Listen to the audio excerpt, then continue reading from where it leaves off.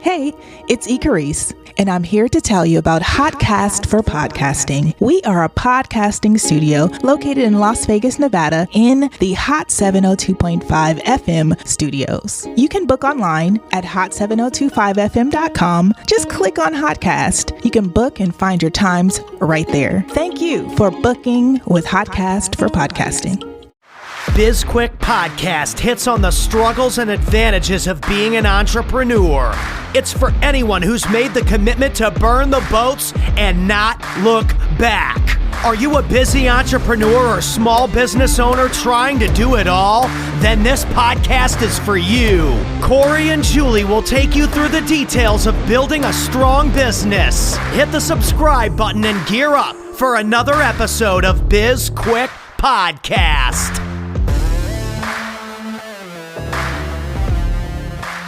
Welcome to the Vegas series of BizQuik, everybody. We've got Calvin Toe with us. He is the owner of Chapter 2 Creative. It's like web design apps. You just told us, and I already forgot, so I'll let you do that again. Corey, he's the worst. We're going to have you tell us. Yeah. But yeah, we're excited to have him in the studio, and we are... I don't know. Let's get going. You are new to Vegas as well. You just got here. Yes, I moved here about a little over a month ago. Okay. From New York City. What made you pick Vegas? My roommate actually wanted to move to Vegas, and I didn't really have much of a preference. I thought I was going to be in Cali, because being in a tech space, it's kind of where all the tech people end up. So I was like, okay, maybe I'll be in the Bay Area, because that's where all the programmers are. And then my roommate, who's actually a former RTA member, he's like, I want to move to Vegas. And then I thought about it, and I was like, it's like closest to Cali without Cali prices, a lot more business friendly, and good weather. I mean, not now. It's hot as balls out there. Yeah. But it's fucking Vegas. Yeah. Right. I mean, and how old are you? I'm 23. Yeah. Great time to move to Vegas. Yeah. Yeah. Just be careful. Yeah. Oh, for sure. So are you enjoying it here? Yeah, I really like it. I'm from New York City, like born and raised, so I've been living in like the city life, the whole like New York City, and yeah, I think I got tired of it. Not that I don't like it. Like I know I would go back eventually. Still have family there, but I learned the suburban life I like it a lot more. It's more like lax. I like driving a lot, so you can't drive in the city. There's no way. Yeah. So do you own a car? Not yet. I use. So are you stealing people's cars when you're driving, or what's happening there? I just open every door of every car that I find, and I just hope it's open. And then if I'm feeling ballsy, I just smash the windows into. Fantastic. Yes, you are going to be a good guest, Calvin. Yes. My roommate has a car, and I borrow his for now. That's how I got here, too. Nice. So I'm curious, your business, the Chapter 2 Designs, right? Creative, Chapter 2 Creative. Yeah. Sorry. Did you form that? I feel like I'm yelling. Am I yelling? It sounds like you're yelling. Okay, then I'm gonna dial it back a little bit. Did you start that business after you moved to Vegas, or did you have it already when you were in New York and you relocated the business to Vegas? It's technically I started it here, but like mentally I started it like back home. Oh, sure. Because I knew it was what I wanted to do. But I knew also I was like, I'm gonna move to Vegas, and I was like, let me just wait to file LLC when I get there. Because my roommate, he's like, yeah, if you file in New York City, you're gonna have to like remove that and then like do it again when you get to Vegas. And I was like, okay, that doesn't make sense to do it in New York City and then do it in Vegas. So I was like, I'm gonna just wait. I'm gonna still do the work and like tell people what I do. I'm just gonna wait till I move to Vegas and settle in, then like file for everything and do things like the right way. Okay. Yeah. So Chapter 2 Creative implies there was a Chapter 1. Yeah, in a way. The name came from just I was with my girlfriend and we were driving from Rochester, New York to Pennsylvania. We come back from Rochester because we had our graduation, our school. I graduated last year, but our school was like, hey, because of COVID, you can come back and walk if you want to. So we were like, sure, why not? And then I was like, I need a name. I knew I needed a name, so just like doing a 3-hour drive, just like listing names and just coming up with either like I was like, babe, there's no dumb names, just list whatever comes to your mind, and it will like filter out from there. And then chapter 2 was something I came up with randomly, but it stuck with me because just like you said, chapter 2 implies there's a chapter 1. The way I like to look at it is the chapter 1 is where the businesses are, like the businesses that I'm helping, that's where they are before they meet me. And then chapter 2 is after we work together and I'm bringing them and we're bringing each other to our chapter 2, our next chapter, whether that's in life and business, so forth. Oh, I love that. Yeah, I like it. And that's probably the most insightful question you've ever asked on this podcast. God, and all it took was me having one beer to get there. Yeah. And also, it's a play on my last name. My last name it's spelled T-O, it's pronounced toe, but then like... I told you spelled it wrong. It looks like 2, so I was like, chapter 2, it works. So tell us... You could have chapter toe creatives. No. And now we're back. I play around with like my Instagram name is like Calvin Toes, and I don't remember how long ago I made that, but I was like, you know what? It's just a play on my last name, and even though it's weird, because it's like it deals with feet and like toes. I'm like, well, listen, as long as we're there, I gotta say it. So you're wearing pineapple socks, right? He's got socks with pineapples on them, and I just want to know. Are you aware, Calvin, and I hope, are these your favorite socks? No, not really. I just have a bunch of weird because socks. I don't know if anybody else in this room is aware of this or not, but pineapple is the international symbol for swingers. So if you like have a pineapple on your front, like if you have like a front porch and you put like a pineapple out there, that means you're a swinger and you're open to swinging. So I just want you to know what the message your socks are sending. I feel like you're making this up. I am not. That explains all the pineapples on your front porch. Oh man, I don't know what that is, but I feel like I'm gonna stop wearing them now. Yeah. Okay. Let's get back to creatives. Let's dive into your business though. So you do web development, app development, all that type of stuff. You were a programmer. Yeah. So tell us what you do. Just like you said, I develop web and mobile applications. That's what I studied in school. Realized I just really enjoyed programming. Where'd you go to school? RIP? RIT, Rochester Institute of Technology. Okay. Yeah. RIP is a thing, right? RPI. RPI. Yeah, that's in, I think, like near Albany, Troy. I'm sorry, like Mike and Steph. I'm so sorry. It's okay. They confuse those schools all the time. Yeah. It's cool. But yeah, it was, I think, like towards the end of high school, my senior year, I realized I enjoyed programming because I was like watching, if you guys know the show, Mr. Robot. No. Do you know it? I've heard of it. I don't think I've ever seen an episode. It's a really weird show once you start because it deals with the main character, and you go into his head and so psyche, and he's like mentally unstable, but then it's really trippy because you don't know like whether you're seeing it from like what's going on in his head or is it actually happening in real life. But he was a hacker in the show, and like he was the whole premise is like him going against the government and exposing them, and like through technology. So I watch shows like that, and then I'll watch other movies where there'll be hackers on there, and they'll be like doing their whole coding stuff, and it was like, yeah, I could just got you access, or like I just removed all the cameras in this building, or whatever the case is. And then another moment where it really hit me was I was at a hackathon, which is like a hackathon is it's either a 24-hour event or like a whole weekend event where you have a challenge and just a bunch of programmers and designers come together and just come up with solutions and just stay up all night and code and just like create stuff. Is there pizza involved in that? Oh yeah, a bunch of free food, a bunch of like sponsors from. I feel I can smell that at that environment. But at what point did you realize that programming is not as sexy as it is in the movies? When I started college. Yeah. Let me tell you this: the college I went to, RIT, the guy to girl ratio is 7 to 3. So. And you found a girlfriend there? Yeah, good for you, Calvin. Surprisingly, she's not in she's not in the engineer field. She's studying nutrition to be a registered dietitian. So, did she come to Vegas with you? No, she's in State College, Pennsylvania right now. To finish her master's.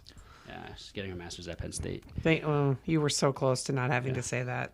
I almost moved to Penn State. I know. I remember the story. We don't need to relive this. It's a nice town. Yeah, it's it. not bad. It's nice and cute. Yeah. And then when the semester is over, it's just a really dead town. It's It's just a college town. Yeah, it's powered by all the college students there. Sure. Yeah. I just don't like Penn State. Oh, that's fine. Yeah. I don't know much about them. I just know they got a really big football stadium. That's all. They do have a giant football stadium, but it's not bigger than Michigan's. Michigan has the biggest football stadium in the country. So, you talking about? I thought Ohio State had the biggest one. Michigan does. Go blue. Yeah. Go ahead, say it. You're both say it. I know one of you wants to say it. Say it. Say it, Corey. Say it. You didn't even go there. Yep. Go Hokies. Anyway, ACC rules. All right, this is a business podcast, right? It really is a business podcast. This is going well so far. Welcome to our show, Calvin. Yeah, no problem. Business involves all aspects of life. It sure does. It sure does. And this is, you told us, before we started recording, I'm going to put you on blast a little bit here. I mean, we've already talked about your pineapple socks, so how much worse could it get? That you've never been on a podcast before. Yeah, well, not in person. I did one over Zoom. Did it suck? Was it as fun as this one? No, it was a little awkward. Well, you're doing great, but like Corey said, let's go back to the business. So you're in college, you're doing a hackathon, and you realize you really enjoy coding. I saw a 13-year-old create a game, and I was like, wow. What's Colton doing with his life? I was like, if he could do that, this is awesome. Like with the stuff you can create from it. Mm-hmm. And that was the moment. I was just like, I think I could do this for the rest of my life. Nice. So when you're doing websites, are you doing like web design, like the creative, like what that front end, or are you doing like really like highly technical, like where you're creating websites that have like solutions, right? So it might be, God, I can't think of anything. Help me out here. Throw me a line. Well, like the technical side of things. Yes. So I feel really important when I write like a little bit of HTML. You're really important. I know. But yeah, so I mean, you're doing like the UX, like designing all of that technical side of stuff, right? Yeah. So when it comes to websites, I design and develop it. So the UI UX design, the visual design, and then development side. But nowadays, like you don't need to know a single line of code to make a website. You really don't. It's all plug and play, right? Yeah, but the tools are out there. So I use a tool called Webflow to make my websites. If it's anything more complicated, if the client wants like custom solutions, or they want like crazy animations, or like a part of their website where they like manipulate data or analyze data, or whatever the case is, something that's more custom, I would go in and actually write that from scratch. But anything else like Webflow and all these other like website builders out there should be able to handle it all. So you typically, if you're building a website for somebody, you're working with a client, is there a particular platform that you prefer, like Shopify, WordPress, or are you doing it like custom and you're not using anything on that like that? It's a tool called Webflow. Okay. Yeah. He just said that. I know he did, but I was thinking, is Webflow like a plug-in to like Shopify? So if we have a client who is launching a new business and they need a website and they need some, code, right? And there's some complexity to it. Mm-hmm. They're selling products, so they want to Shopify is the most logical solution for them, right? So anybody who has a product-based business, Shopify, are you somebody who can provide that solution and actually build that website for them, or are we better off going with like a Shopify expert who only works in Shopify? That's the question I was trying to ask. Gotcha. I just wanted to let everybody know that I was listening. Mark missed that joke, so clearly Mark's not listening. I could do the Shopify stuff and like spin up an e-commerce store. I think it depends how complex you want your store to be. To me, like if your business is solely reliant on the e-commerce platform, yeah, I'll say find someone who's more like specialized in that. Yeah, okay. Because I understand the tech and I could do it, but there's a lot more than just just building the Shopify site. There's to me, I feel like there's a lot more that goes on in the back end, whether that's like marketing or all the other plugins that you got to learn. Yeah, Shopify can get really complicated really quickly. Oh, I don't think I told you this. I'm one website away from getting invited to be a Squarespace specialist. Oh my, how does that feel? Terrible. I hate Squarespace. We're so close. What's wrong with Squarespace? Actually, Squarespace works really well. If you're not selling products, it's a really... Yeah, it's easy. It's drag and drop, a lot of, all of that type of stuff. We have gotten a little more complicated on the back end. That's where I've had to figure out how to write code, which I went to school to be an engineer, and I dropped out really quickly. Not my thing.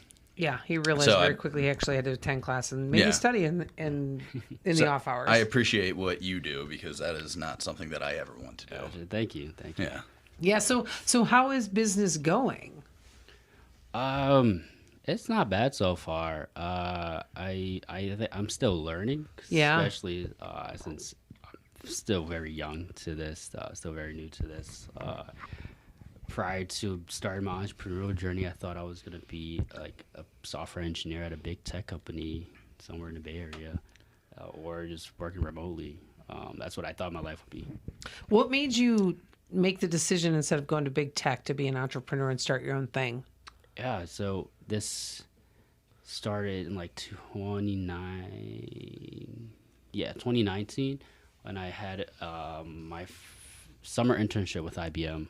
I was working in North Carolina at their like RTP office, and it was fun and all, like, because I was like in my very first internship. I was very eager to learn, meet all the people, be like, oh wow, this is what corporate life is like. Cool. I have my own cubicle. Did you have to do status reports? No, actually not. Luckily, I didn't. You were missing out, my friend.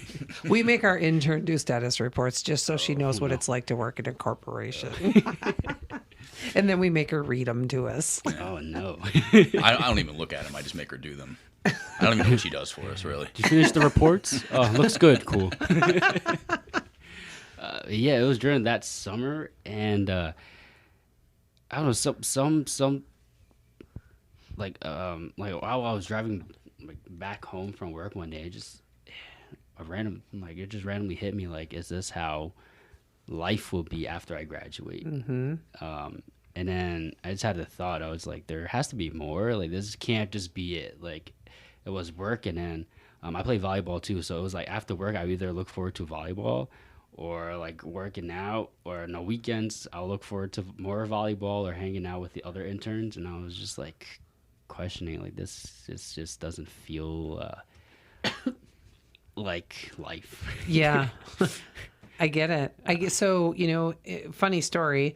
I used to work for this really, really small company years ago, and I was there probably like 4 years. I went in as a consultant. I used to kind of be basically a fixer, right, for a really long time. If you had a project that was completely off the rails, I was the person that you would call to be like, hey, come and help us fix this, right? So I went in and was helping fix this project for this company, and so it was so weird. But he was really a CIO, but he referred to himself as a CKO, a Chief Knowledge Officer. And look, I loved the guy, but like I was like, can you get a more fucking weird title than a Chief Knowledge Officer? Like, what the fuck is that? But anyway, after 6 months, my contract was up, and he's like, I want you to come and work here full time. And it was just a small company. I'm talking like less than 100 employees, right? And I really enjoyed being there. But, you know, I was really feeling myself. And I was like, you can't afford me. He was like, name your number. And so I named a number. And I like thought it was like this outrageous number at the time. This is like 2009. And I'm like, oh, like 165,000, right? I'm like, he's never going to pay me that. And he's like, I'll pay you that and give you stock options. And I was like, okay. So, I mean, and he brought me in like a VP title, and I was like, totally, like, I loved it. And then like 3.5 years later, they got bought by IBM. And I literally, like, I fucking... No wonder the reaction. I resigned the day it happened. I was like, I gotta go. I have no desire to work for a company that big. None. And I think the closest I came was, I mean, Performance has a lot of employees. It's like 8,000 employees. Yeah, nothing like IBM has like 100,000 Yeah, employees. they're ridiculously large for no reason. Just bureaucracy upon bureaucracy. It says like no, and I just prefer that smaller. Like I've probably been fired more than most people have had the number of jobs they've had in their life. I've been fired like that many times, right? So, you know, I'm always like, I'm unhireable. And I used to be really embarrassed about it. And now I'm like really proud of it. Like you can't, like nobody wants to work with me because I'm just a total fucking dick. I've never been fired. I know, which is so random because you're a far worse person than I am. I'm terrible. Yeah. Like I am like a really, like, Mark, wouldn't you say I'm the nicest person in our family? Put the mic up. What do you say that? No. Ooh. I am. Oh, Yeah. well. I'm a sweetheart. He is. Mark is a sweetheart. Anyway, this is getting weird, so let's wrap this up.